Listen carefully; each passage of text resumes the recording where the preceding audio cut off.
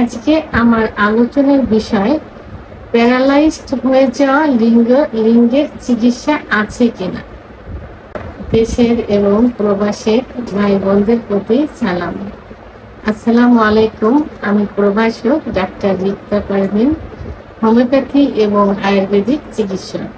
যৌন অক্ষমতা রোগীদের প্রায় রোগীদের একটা অভিযোগ থাকে বা বড় সমস্যা দেখা যায় যে তাদের লিঙ্গ প্যারালাইজড হয়ে গেছে।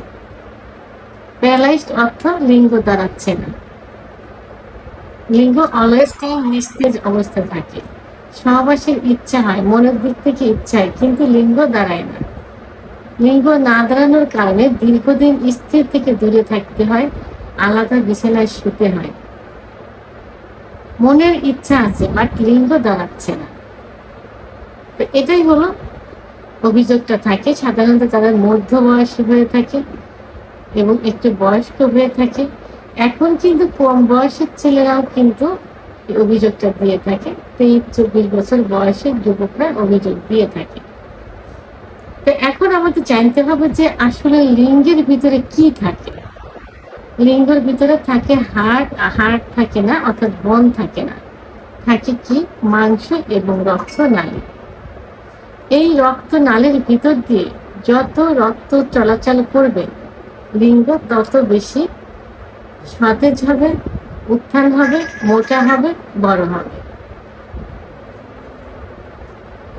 দ্বিতীয় যেটা সেটা হলো হরমোন। হরমোনটাই অবশ্য মেন। পুরুষের সেক্স হরমোন টেস্টোস্টেরন হরমোন, এটা ছাড়া কিন্তু সেক্সুয়াল লাইফ চলে না। একটা ইঞ্জিন ছাড়া যেমন গাড়ি চলে না, টেস্টোস্টেরন হরমোন ছাড়া পুরুষের সেক্সুয়াল লাইফটাও চলে না। তো এখন এই উত্থানজনিত সমস্যা অর্থাৎ লিঙ্গ প্যারালাইজড হয়ে যাওয়ার মূলে প্রধান যে কারণ সেটা হলো টেস্টোস্টেরন হরমোন কমে যাওয়া। তো এখন যদি ব্লাড সার্কুলেশন সঠিক মতো না হয়, এটাও কিন্তু টেস্টোস্টেরন হরমোন কমে যাওয়ার কারণেও কিন্তু এটা হয়ে থাকে। তো এখন পুরুষের যখন সেক্স উত্তেজনা হয়, সেক্স উত্তেজনা আসে সাধারণত ব্রেনের থেকে, নার্ভের থেকে। সেক্স উত্তেজনা হয় তখন টোটাল বডিতে রক্ত চলাচল করে, বিশেষ করে হাড়ের থেকে লিঙ্গের ভিতরে রক্ত চলাচল বেশি করে। তখন লিঙ্গ কি হয়, লোহার মতো শক্ত হয়ে দাঁড়িয়ে যায়। আপনি মনে করেন যখন আপনার বয়স 15-16 বছর কি 20 বছর ছিল, তখন রোডে একটা মেয়েকে দেখলে, সেক্স জাতীয় কোনো কিছু কল্পনা করলে, কোনো ভিডিও দেখলে আপনার গা শিরিয়ে যেত এবং সঙ্গে সঙ্গে লিঙ্গ উত্থান হতো বা দাঁড়িয়ে যেত। কারণ যখনই ইচ্ছা হতো তখনই ব্লাড সার্কুলেশনটা পর্যাপ্ত পরিমাণে হতো। এই ব্লাড সার্কুলেশন যখন কমে যায় তখন কি হয়, লিঙ্গ নিস্তেজ হয়ে যায়, দাঁড়াতে চায় না বা শক্ত হয় না। তো এই যে এই ব্লাড সার্কুলেশন কমে যাওয়া পিছনে বিভিন্ন কারণ থেকে থাকে। সেই কারণটার প্রধান যে কারণ সেটা হলো হস্তমৈথুন করা। হস্তমৈথুন ইসলামের দৃষ্টিতে সম্পূর্ণ নিষিদ্ধ, কিন্তু মাসে 1 থেকে 2 বার হস্তমৈথুন করলে লিঙ্গের উপর যৌন লাইফে কিন্তু অতটা প্রভাব পড়বে না। কিন্তু যখন এই হস্তমৈথুনটা অতিরিক্ত হয়ে যাবে, নেশায় পরিণত হয়ে যাবে, অভ্যাসে পরিণত হয়ে যাবে, তখন কিন্তু লিঙ্গের যে শিরা থাকে, যে শিরার ভিতর দিয়ে রক্ত চলাচল করে, এই শিরাগুলো কি হয়, সংকুচিত হয়ে যায়। যার কারণে রক্ত চলাচল সঠিক মতো করতে পারে না, লিঙ্গ নিস্তেজ হয়ে যায়, আস্তে আস্তে প্যারালাইজড মতো হয়ে যায়। এবং অতিরিক্ত বিছানায় ঘর্ষণ দিয়ে বীর্যপাত করলে, লিঙ্গের গোড়া অসংখ্য শিরা থাকে, বিছানায় ঘর্ষণ দিয়ে বীর্যপাত করলে লিঙ্গের আগা থাকে কোল বালিশের উপরে এবং গোড়ায় প্রেসার পড়ে, যে কারণে লিঙ্গের যে অসংখ্য শিরা, এই শিরা কিছুটা লুজ হয়ে যায় এবং বেশি প্রেসার ক্রিয়েট করলে 2-1টা চিরেও যেতে পারে। তার প্রভাব ধীরে ধীরে আসে এবং অনেকে সমকামিতা করে থাকে, যেটা ইসলামের দৃষ্টিতে নিষিদ্ধ। কারণ যৌন মিলন করার জন্য আল্লাহ তাআলা পুরুষ নারীকে সৃষ্টি করেছেন নির্দিষ্ট জায়গা দিয়ে।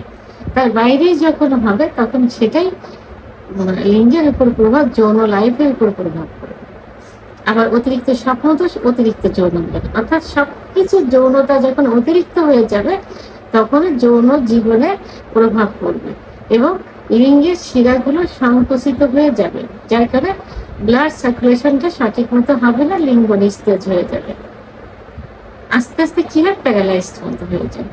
এখন অনেকের প্রশ্ন হলো যে এই যে লিঙ্গ প্যারালাইজড হয়ে গেছে এটা কি আদৌ চিকিৎসায় ঠিক হবে কিনা?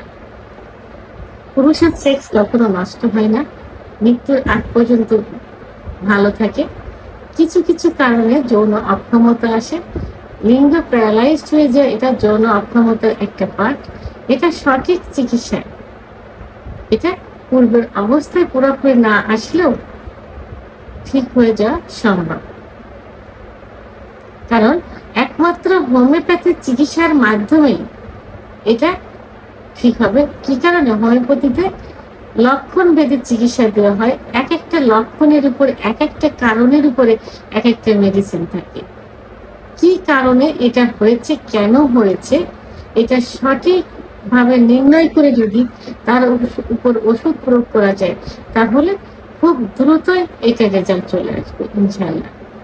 এবং এটা নিয়ে টেনশনের কোনো কারণ নেই, কারণগুলো বন্ধ করতে হবে। যে কারণে এই সমস্যা হয়েছে কারণগুলো বন্ধ করে টেস্টোস্টেরন হরমোন বৃদ্ধির যে খাবারগুলো আছে প্রতিনিয়ত বাসায় রুটিন মাফিক সেগুলো খেতে হবে। দুধ, ডিম, খেজুর, কাজু বাদাম, মধু, ঘি, অর্গানিক নারিকেলের তেল, সিজনালি সবজি, এগুলো নিয়মিত খেতে হবে এবং একজন অভিজ্ঞ সম্পূর্ণ রেজিস্টারকৃত হোমিওপ্যাথি ডাক্তারের শরণাপন্ন হতে হবে। খুব বেশি পরিমাণ ওষুধের প্রয়োজন হয় না। প্যারালাইজড হয়ে যাওয়া লিঙ্গের জন্য সীমিত কিছু ওষুধ আছে, যে ওষুধ সীমিত দিন ব্যবহার করলে ইনশাআল্লাহ পূর্বের অবস্থায় ফিরে আসবে, এমনকি তার থেকে অনেক অনেক বেশি ভালো হয়ে যেতে পারে ইনশাআল্লাহ। তো ভিডিওটি সম্পর্কে যদি কোনো মতামত থেকে থাকে অবশ্যই কমেন্টসের মাধ্যমে জানাবেন। আর ভিডিওটি ভালো লাগলে লাইক, কমেন্ট, সাবস্ক্রাইব করে আমার সঙ্গে থাকুন। আল্লাহ হাফেজ।